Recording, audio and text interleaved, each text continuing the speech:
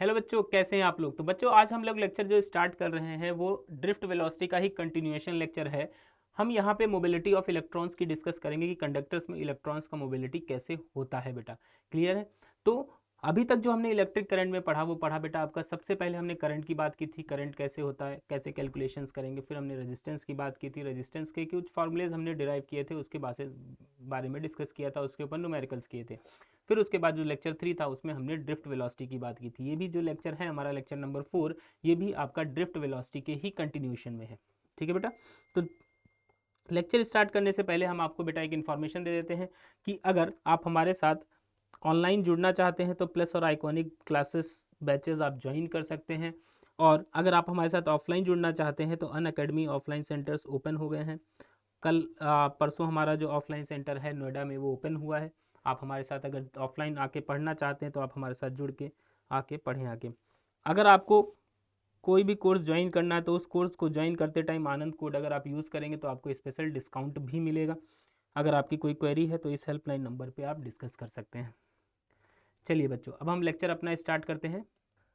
सबसे पहले बेटा हम लोग डिस्कस करेंगे आपका ड्रिफ्ट वेलोसिटी को एक बार फिर से रिवाइज कर लेते हैं। ड्रिफ्ट वेलोसिटी हमारा क्या है बेटा, एक एवरेज वेलोसिटी है जिससे इलेक्ट्रॉन एक प्लेस से दूसरे प्लेस मूव करता है इन वायर। ठीक है। तो यहाँ पे अगर हम मान लेते हैं ड्रिफ्ट वेलोसिटी को हमें डिराइव करना है, ड्रिफ्ट वेलोसिटी हमें देखना है बेटा, ड्रिफ्ट वेलोसिटी होती क्या है और इसके आगे क्या कंटिन्यूएशन रहेगा ड्रिफ्ट वेलोसिटी में। ठीक है बेटा। तो मान लेते हैं हमारे पास बेटा एक ये वायर है।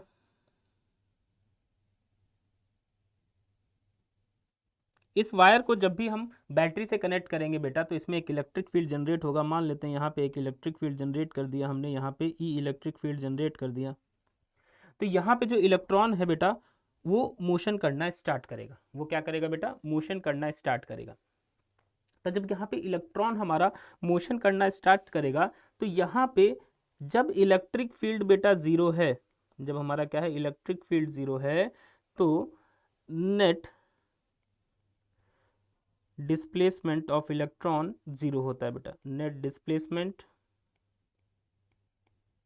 ऑफ इलेक्ट्रॉन इज जीरो, यानी इलेक्ट्रॉन का जो नेट डिस्प्लेसमेंट होगा वो जीरो होगा। जहां से चलेगा बेटा वहीं वापस आ जाएगा। और जैसे ही आपने इलेक्ट्रिक फील्ड लगाया, if electric field is applied,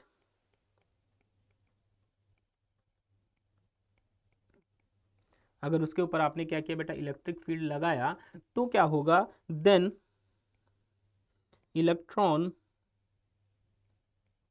will experience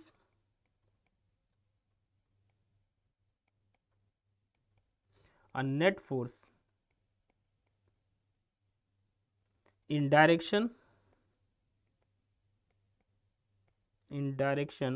opposite to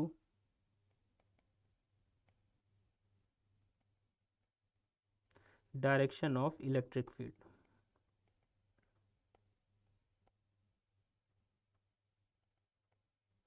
electric field के अपोजिट डायरेक्शन में वो आपका डायरेक्शन में लगेगा फोर्स। ठीक है बेटा। तो यहाँ पे जब फोर्स लगेगा, और फोर्स का वैल्यू कितना होगा बेटा, F is equal two electron का चार्ज E और इलेक्ट्रिक फील्ड E, और किधर लगेगा बेटा, राइट साइड लगेगा।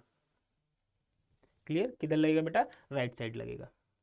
अगर हम बेटा वेक्टर फॉर्म में बात करें कि इलेक्ट्रिक फील्ड का फोर्स जो इसके ऊपर लग रहा है वेक्टर फॉर्म में कैसे लिखेंगे, तो वेक्टर फॉर्म में लिखने के लिए बेटा अगर हम फोर्स को लिखेंगे F, ये किधर लग रहा है बेटा, इलेक्ट्रिक फील्ड के अपोजिट डायरेक्शन में लग रहा है। तो इलेक्ट्रिक फील्ड का जो डायरेक्शन होगा उसके अपोजिट डायरेक्शन करना है तो हमें यहाँ पे बेटा एक माइनस साइन लगाना पड़ेगा।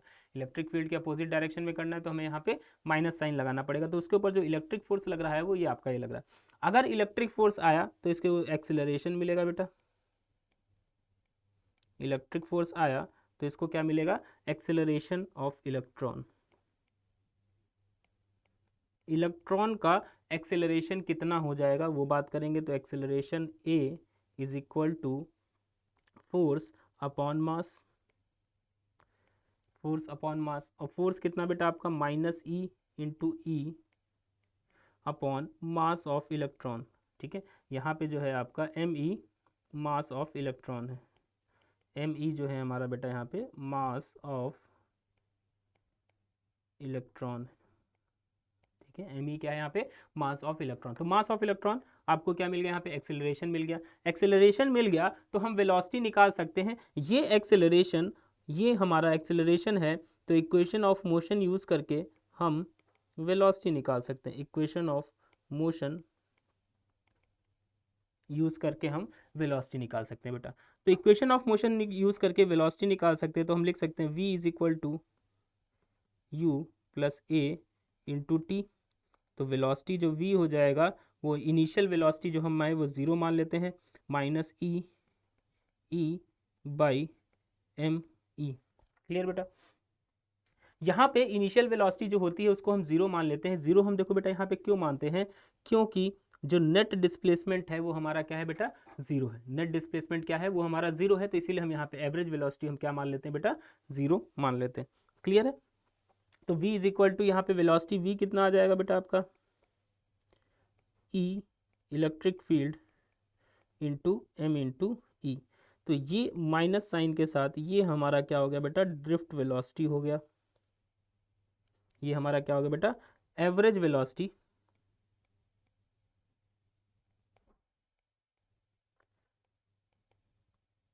with which electron will move।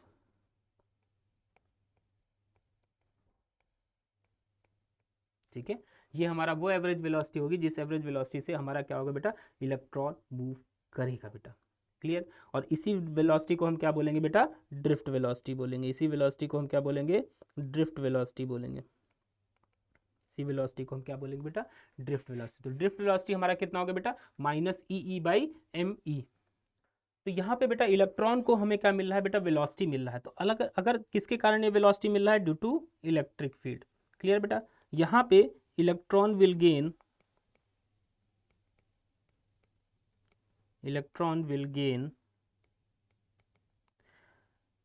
Kinetic energy. Velocity मिला है तो बेटा काइनेटिक एनर्जी हो जाएगा, kinetic energy due to electric field.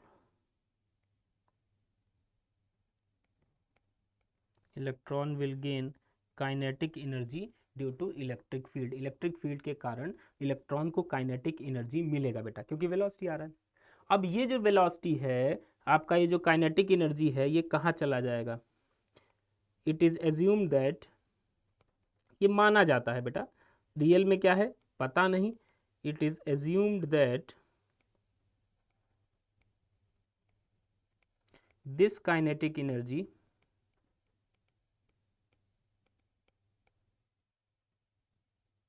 is lost in collisions।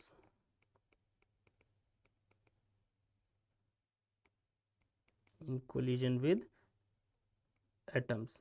ये काइनेटिक एनर्जी है, ये किस में लॉस हो जाती है बेटा, काइनेटिक एनर्जी जो लॉस हो जाती है कोलिजन्स में लॉस हो जाती है। कौन सी काइनेटिक एनर्जी, जो काइनेटिक एनर्जी इसको मिला है किसके कारण, इलेक्ट्रिक फील्ड के कारण, वो सारा का सारा एनर्जी किस में लॉस हो जाएगा बेटा, कोलिजन के कारण लॉस में चला जाएगा। क्लियर। तो ड्रिफ्ट वेलोसिटी का हमने आपको बेटा एक फॉर्मूला बताया इलेक्ट्रिक फील्ड के डायरेक्शन में। इलेक्ट्रिक फील्ड के डायरेक्शन में ड्रिफ्ट वेलोसिटी का ये फॉर्मूला आ गया। अब हम यहाँ पे फाइंड करेंगे बेटा, ये तो क्वेश्चन आपसे बेटा जो हमने मैट्रिक्स मैच बोला था, आपको पिछले लेक्चर में बोला था कि मैट्रिक्स मैच इस पर पूछा गया है। तो मैट्रिक्स मैच के हमने 3 फॉर्मूले अभी आपको बता दिए, बाकी फॉर्मूले को अभी हम डिस्कस करेंगे। तो सबसे पहले इसमें हेडिंग डालेंगे बेटा, सब हेडिंग डालेंगे, relation between current and electric field. Current और इलेक्ट्रिक फील्ड में क्या रिलेशन होगा वो हम अब बात करेंगे बेटा। उसी का सब कंटिन्यूशन पार्ट है, अलग से हेडिंग नहीं है, उसी का कंटिन्यूशन पार्ट है। क्लियर। अच्छा बेटा, ड्रिफ्ट वेलोसिटी जो आया हमारा, अगर मैग्नीट्यूड की बात करें तो ड्रिफ्ट वेलोसिटी जो हमारा आया, मैग्नीट्यूड की बात करें तो E by mass of electron आया, ये हमारा ड्रिफ्ट वेलोसिटी आया था। ठीक है। हमको एक चीज़ पता है कि जो करंट ड्रिफ्ट वेलोसिटी है वो हमारा current divided by N E A, ये हमारा ड्रिफ्ट वेलोसिटी था। ये हमने पिछले लेक्चर में डिराइव किया था बेटा। तो ये हमारा ड्रिफ्ट वेलोसिटी। अब इन ड्रिफ्ट वेलोसिटी में इन दोनों को क्या हम इक्वेट कर सकते हैं, तो इन दोनों को हम इक्वेट कर लेते हैं बेटा। अगर हम इन दोनों को इक्वेट करेंगे तो E by mass of electron is equal to I divided by N E into A, ये हमारा क्या होगा बेटा, इक्वेट हो जाएगा ड्रिफ्ट वेलोसिटी। यहाँ से अगर हम ड्रिफ्ट वेलोसिटी को इक्वेट कर लिए तो यहाँ से हम करंट निकाल सकते हैं, I is equal to N E square E into A divided by mass of electron. यहाँ से हमारा क्या आ गया बेटा, करंट आ गया। तो करंट किसके बराबर हो गया, n E square e a by m e, ये हमारा करंट का एक फॉर्मूला आ गया किसके टर्म्स में बेटा, इलेक्ट्रिक फील्ड के टर्म्स में। इतना समझ में आया बेटा। तो करंट हमारा n E square e a by m, हमारा ये करंट स्क्वायर हो जाएगा। अच्छा, आपका टाइम तो छूट गया ना बेटा, टाइम छूट गया। तो यहाँ पे ई ए टी था ना, तो यहाँ पे टाइम छूट गया बेटा, यहाँ पे टाइम लिख लेते हैं। तो टी टाइम हो गया, यहाँ पे भी टी टाइम हो गया, ठीक है। V d is equal to e into t हो गया, यहाँ पे ई बाई टी टाइम हो गया। तो टाइम छूट गया था बेटा, उस टाइम को लिख लेते हैं यहाँ पे, ठीक है। वही लग रहा था कुछ, तो टाइम का जो इक्वेशन टर्म था वो छूट गया था इक्वेशंस में। तो ये हमारा करंट हो गया। तो current is equal to N E square e a t by m e, ये हमारा बेटा क्या हो गया, करंट इक्वेशन आ गया। क्लियर। अब हम बात करेंगे, करंट का इक्वेशन आ गया, ठीक है। तो ये हमारा करंट का इक्वेशन आ गया। अब हमको एक चीज़ ये पता है कि करंट और उसमें रिलेशन निकालेंगे बेटा, आपका करंट डेंसिटी की बात करेंगे। अब हम करंट डेंसिटी की बात करेंगे। अब हम किसकी बात करेंगे बेटा, करंट डेंसिटी की बात करेंगे। करंट डेंसिटी की बात करेंगे तो जे जो करंट डेंसिटी होता है वो हमारा करंट पर यूनिट एरिया होता है। करंट पर यूनिट एरिया हमारा करंट डेंसिटी होता है बेटा। तो current density, current per unit area, current हमारा यहाँ से कितना आया बेटा, N E square e a into T divided by M into e divided by area. अब यहाँ से बेटा एरिया कैंसिल आउट हो जाएगा, तो करंट डेंसिटी का फॉर्मूला क्या आ जाएगा बेटा, N E square E into T divided by M into E, ये हमारा करंट डेंसिटी हो जाएगा बेटा। क्लियर।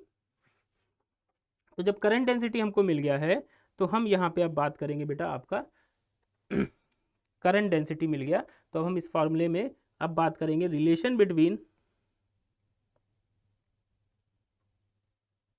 रिलेशन नहीं, आपका कंडक्टिविटी की बात करेंगे। हम किसकी बात करेंगे बेटा, कंडक्टिविटी की।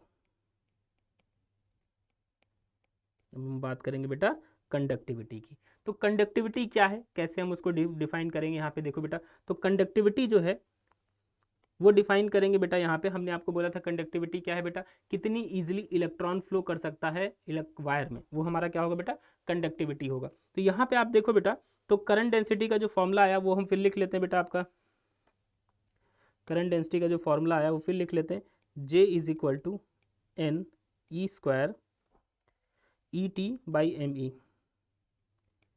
ई टी बाई एम ई। यहाँ पे टर्म्स डिफाइन कर लेते हैं बेटा, एक बार टर्म्स भी लिख लेते तो आपको समझ में आ जाएगा। N number of free electrons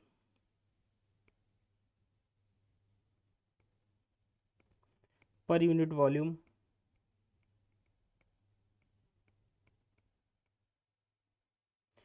E charge on electron है बेटा,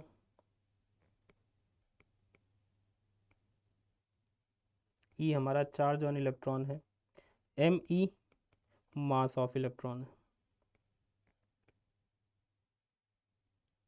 ठीक है। अब यहाँ टी की बात करेंगे। टी जो है हमारा, जो हमने टाइम लिया है टी, ये टाइम है बेटा रिलैक्सेशन टाइम।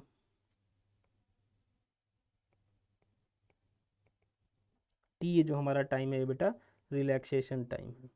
रिलैक्सेशन टाइम का मतलब ये है बेटा कि जब इलेक्ट्रॉन दो एटम्स के बीच में कोलाइड करेगा तो कोलिजन के बीच में उसको कितना टाइम मिल रहा है बेटा, कोलिजन के बीच में उसको कितना टाइम मिल रहा है, तो इसको हम क्या बोल रहे हैं बेटा, रिलैक्सेशन टाइम। तो यहाँ पे इसको अगर हम दूसरे वर्ड्स में लिखें, टाइम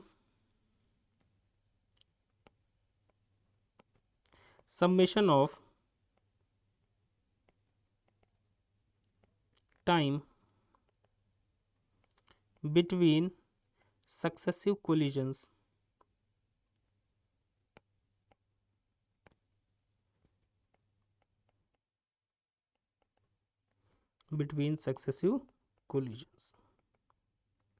ठीक है। दो कोलिजन, जैसे मान लेते हैं एक एटम ये है आपका, एक एटम ये है, एक एटम ये है, तो इलेक्ट्रॉन जो चला बेटा आपका, इलेक्ट्रॉन ऐसे चला, यहाँ से जब मार खा के यहाँ तक जा रहा होगा तो इसके बीच में मान लेते हैं रिलैक्सेशन टाइम कितना होगा, T1। जिस टाइम में वो मार नहीं खा रहा है बेटा उसको हम क्या बोलेंगे, रिलैक्सेशन टाइम बोलेंगे। जिस टाइम में वो मार नहीं खा रहा है उसको हम क्या बोलेंगे बेटा, रिलैक्सेशन टाइम। तो इलेक्ट्रॉन यहाँ से यहाँ तक जाएगा तो T1 टाइम में यह इसमें मार नहीं खाएगा। फिर ये इधर चला गया, यहाँ से इसके जब कोलाइड करने जा रहा है तो यहाँ पे भी टाइम में मार नहीं खाएगा, तो ये मान लेते हैं T2 टाइम हो गया। फिर ये इधर से इधर जाएगा तो इनके बीच में टाइम मार नहीं खाएगा, तो ये क्या हो जाएगा बेटा, T3 हो जाएगा। तो इन सभी का जो सम होगा उसी को हम क्या बोलेंगे बेटा, रिलैक्सेशन टाइम बोलेंगे। इन्हीं सब का जो सम होगा उसको हम क्या बोलेंगे बेटा, रिलैक्सेशन टाइम बोलेंगे। क्लियर है, कितना समझ में आया? तो ये हमारा बेटा बात हो गई। कंडक्टिविटी की बात कर रहे हैं तो ये हमारा क्या है, करंट डेंसिटी, Ne² ET/me है करंट डेंसिटी। तो अब हम यहाँ पे कंडक्टिविटी की बात करेंगे। तो कंडक्टिविटी की बात करने के लिए हम बात करेंगे, करंट डेंसिटी जो होता है वो हमारा सिग्मा इंटू ई के बराबर होता है। ये फॉर्मूला हमने पिछले एक लेक्चर में देखा है, relation between current density and electric field. तो जो जे है, करंट डेंसिटी जो है हमारा, वो सिग्मा कंडक्टिविटी इंटू ई के बराबर है। यहाँ पे सिग्मा क्या है आपका, कंडक्टिविटी है, सिग्मा हमारा क्या बेटा, कंडक्टिविटी है। अब इन दोनों इक्वेशंस को कंपेयर कर लेंगे।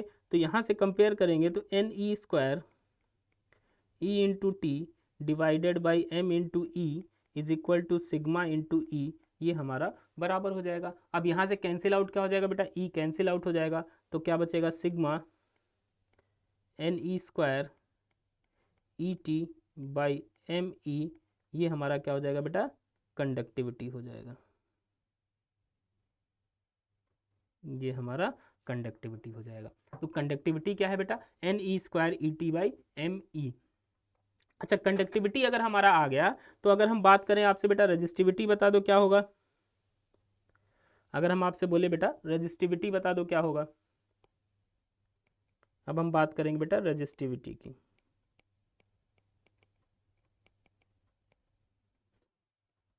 तो जो रेजिस्टिविटी होता है बेटा रो, ये हमारा 1 कंडक्टिविटी होता है, यानी इन्वर्सली प्रोपोर्शनल किसके बेटा, आपका कंडक्टिविटी के। तो रेजिस्टिविटी जो है हमारा वो इन्वर्सली प्रोपोर्शनल है कंडक्टिविटी के। तो रेजिस्टिविटी रो किसके प्रोपोर्शनल, कंडक्टिविटी के। और कंडक्टिविटी हमने यहाँ से कितना निकाला बेटा, Ne² T/ME, Ne² ET by, sorry 1 sigma जाएगा, तो 1 सिग्मा Ne² ET/ME, ये हमारा बेटा क्या हो जाएगा, रेजिस्टिविटी हो जाएगा। तो resistivity rho is equal to ME divided by Ne² E into t, ये हमारा रेजिस्टिविटी हो जाएगा बेटा।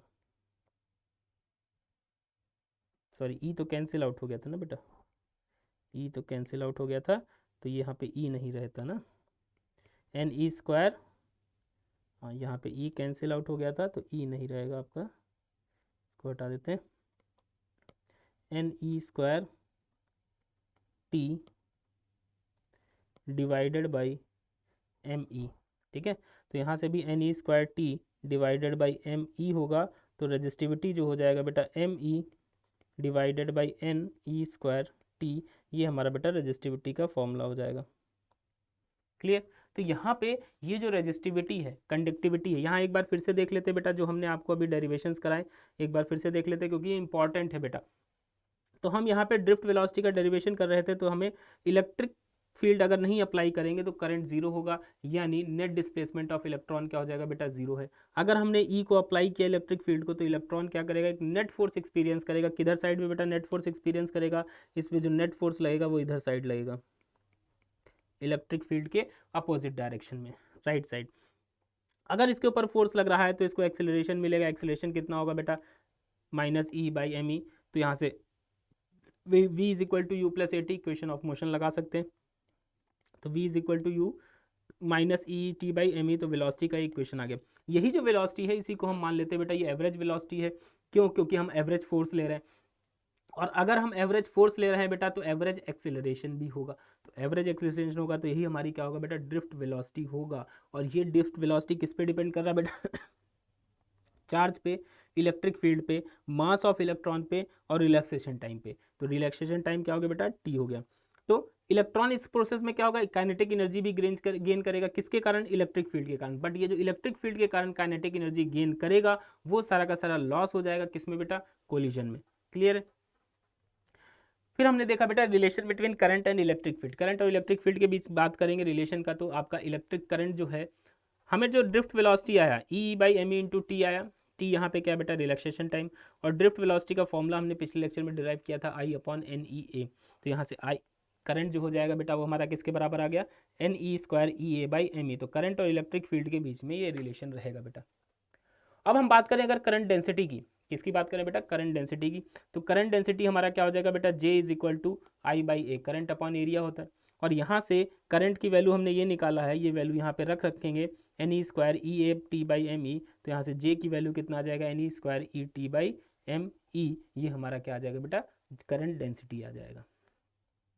करंट डेंसिटी आ जाएगा तो उसके बाद हम बात करेंगे कंडक्टिविटी की, कि कंडक्टिविटी क्या होता है बेटा। तो करंट डेंसिटी हमारा ये आया, और कंडक्टिविटी हमारा क्या है बेटा, कंडक्टिविटी और करंट डेंसिटी के बीच में रिलेशन कितना है, J=σE। तो सिग्मा ई, सिग्मा यहाँ पे क्या है बेटा, कंडक्टिविटी।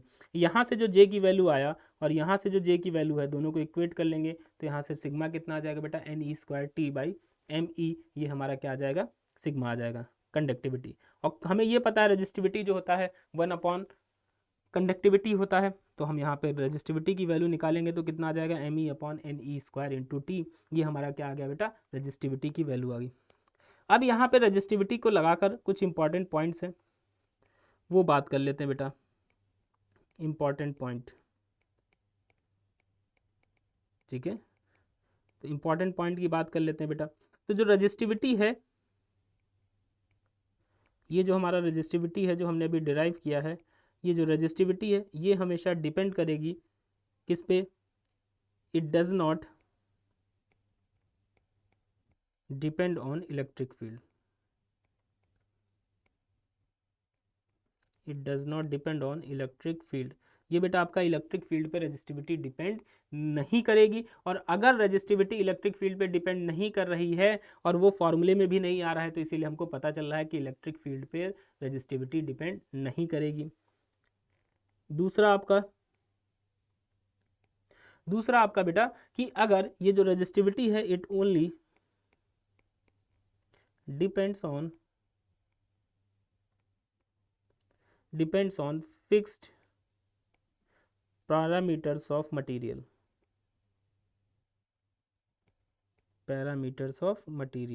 ये सिर्फ किस पे डिपेंड करेगा, फिक्स पैरामीटर्स ऑफ मटेरियल पे डिपेंड करेगा जो आपके मटेरियल से एसोसिएटेड है। जैसे ME क्या है बेटा, ME क्या है, मास ऑफ इलेक्ट्रॉन, ये तो फिक्स रहेगा, इसको तो कोई चेंज कर ही नहीं सकता बेटा, एक इलेक्ट्रॉन का जो मास है। N क्या है बेटा, number of free electrons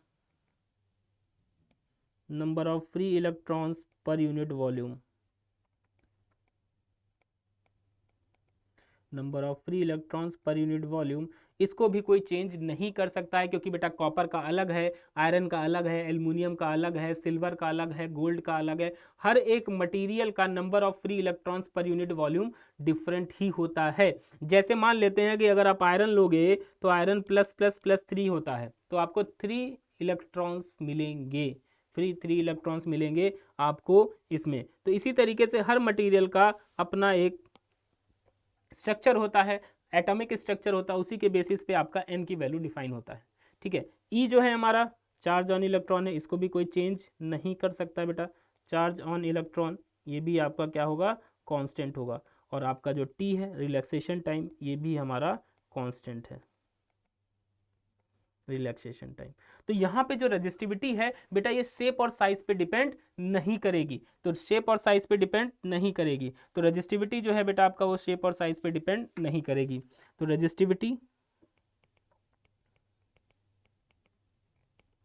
does not depend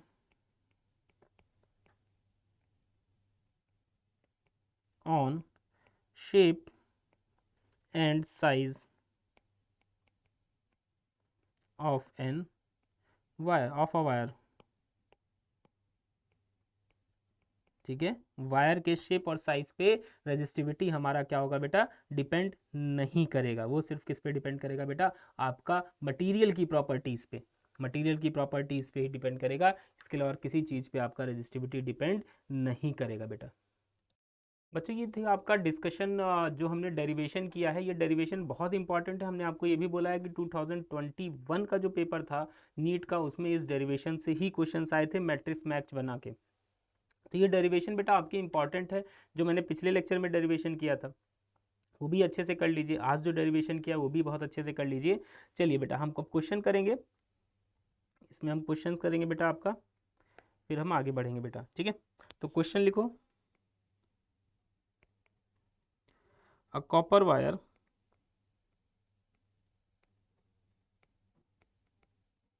of cross sectional area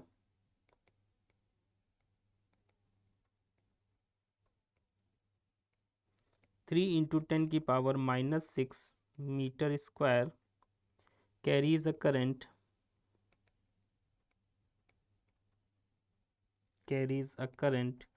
10 ampere. यो कितना करंट कम कैरी कर रहा है बेटा, 10 एम्पियर करंट कैरी कर रहा है।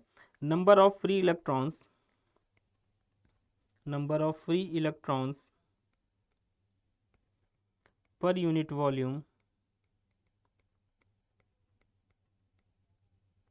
इज 8 इंटू 10 की पावर 8.48 सॉरी इंटू 10 की power 24। Then find drift velocity, then find drift velocity. आपको बेटा इसमें ड्रिफ्ट वेलोसिटी बताना है, फॉर्मूला लगा के आपको बेटा ड्रिफ्ट वेलोसिटी निकालना है। And also find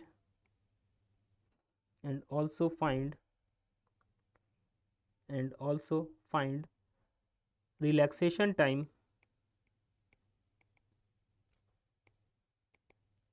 when resistivity is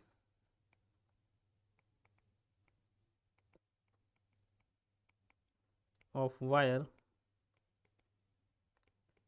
is 1.7 into 10 की power -8, when resistivity of wire is 1.7 into 10 की पावर -8। तो बेटा यहाँ पे दो चीज़ें पूछा गया है इस क्वेश्चन में। कौन कौन सी चीज़ पूछा गया बेटा, एक तो ड्रिफ्ट वेलोसिटी निकालना है, दूसरा आपको रिलैक्सेशन टाइम निकालना है। तो रिलैक्सेशन टाइम, दोनों के फॉर्मूले बेटा आपको याद होने चाहिए, तभी आप इसमें कर पाओगे, वरना बहुत मुश्किल हो जाएगा आपको यहाँ पे क्वेश्चन को सॉल्व करना।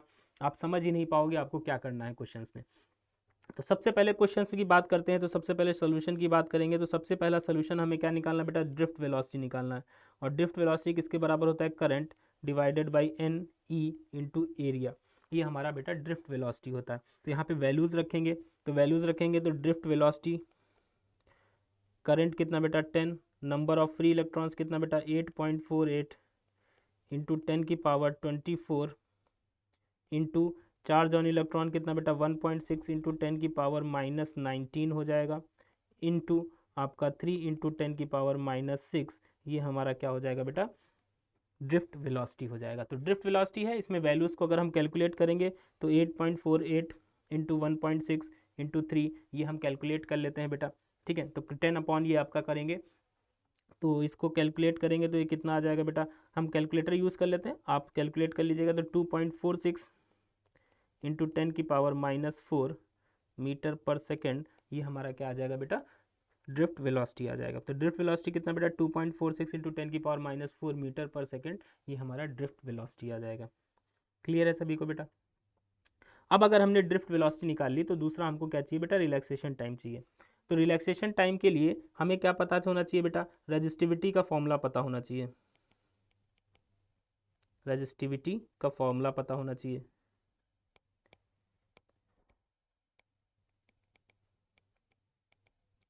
तो अगर बेटा आपको रेजिस्टिविटी का फॉर्मूला पता है तो आप ड्रिफ्ट वेलोसिटी का रेजिस्टिविटी का फॉर्मूला लगा के आप रिलैक्सेशन टाइम निकाल सकते हो। तो रेजिस्टिविटी का फॉर्मूला क्या था बेटा, rho is equal to mass of electron divided by N E square into relaxation time, ठीक है। यही हमारा क्या बेटा फॉर्मूला था, rho is equal to M E N E square T, तो यहाँ पे रेजिस्टिविटी कितना गिवन है, तो यहाँ से रिलैक्सेशन टाइम का वैल्यू फॉर्मूला लिखेंगे तो क्या आ जाएगा, mass of electron divided by n into e square into density resistivity.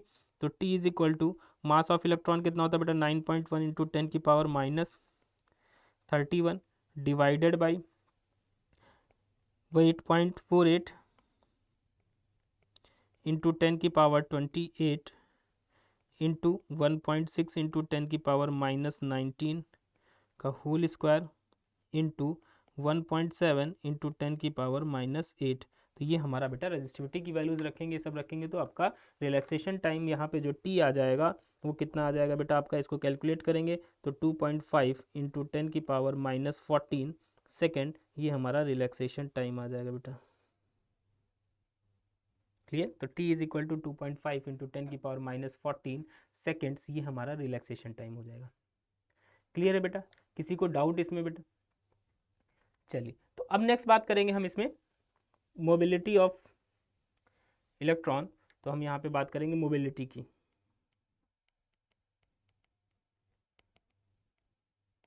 Mobility, ठीक है। मोबिलिटी क्या होता है बेटा, आपका इलेक्ट्रॉन कैसे मूव कर रहा है, कितना इजीली वो मूव कर सकता है, उसको हम मोबिलिटी बताते हैं बेटा। तो यहाँ पे जो मोबिलिटी है, ठीक है, ये हम जब डिफाइन करेंगे, it is defined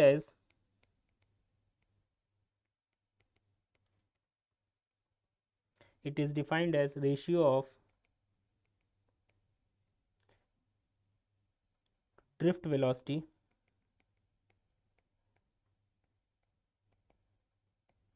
to electric field. It is defined as ratio of drift velocity to electric field. ये हमारा क्या होगा बेटा, मोबिलिटी होगा। इसको हम रिप्रेजेंट करते हैं बेटा म्यू से, और म्यू किसके बराबर होगा, ड्रिफ्ट वेलोसिटी डिवाइडेड बाई आपका इलेक्ट्रिक फील्ड। ये हमारा बेटा मोबिलिटी का टर्म आ जाएगा। तो mobility is equal to drift velocity divided by electric field होगा। अब अगर हम बेटा इसका यूनिट्स की बात करें, तो यूनिट्स की बात करें तो क्या आएगा बेटा, यूनिट्स ड्रिफ्ट वेलोसिटी है, वेलोसिटी का यूनिट कितना बेटा, मीटर पर सेकेंड, और इलेक्ट्रिक फील्ड है, इलेक्ट्रिक फील्ड का यूनिट कितना बेटा, न्यूटन पर कूलम। तो यूनिट इसका मोबिलिटी का कितना आ जाएगा बेटा, metre coulomb divided by newton second. ये हमारा यूनिट आ जाएगा किसका बेटा, मोबिलिटी का।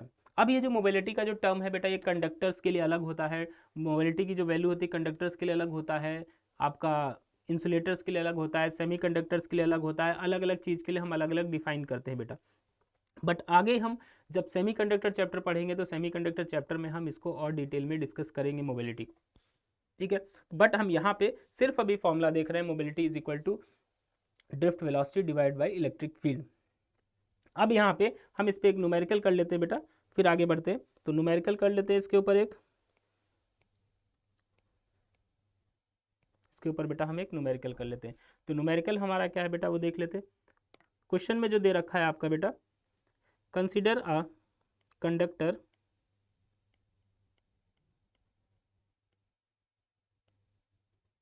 Of length 40 centimetre where a potential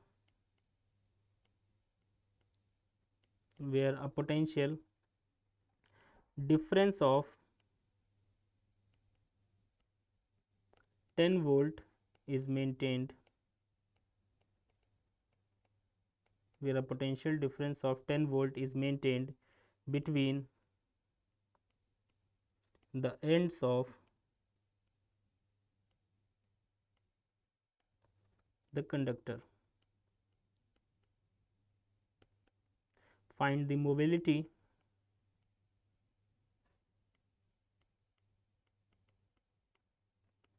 of the electron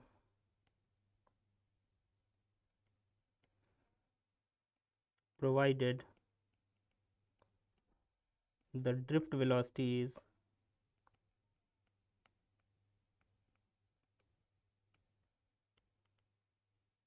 5 into 10 की पावर -6 मीटर पर सेकेंड। 5 इंटू 10 की पावर -6 मीटर पर सेकेंड, ये हमको ड्रिफ्ट वेलोसिटी दिया है, तो हमें मोबिलिटी बताना है बेटा, ठीक है।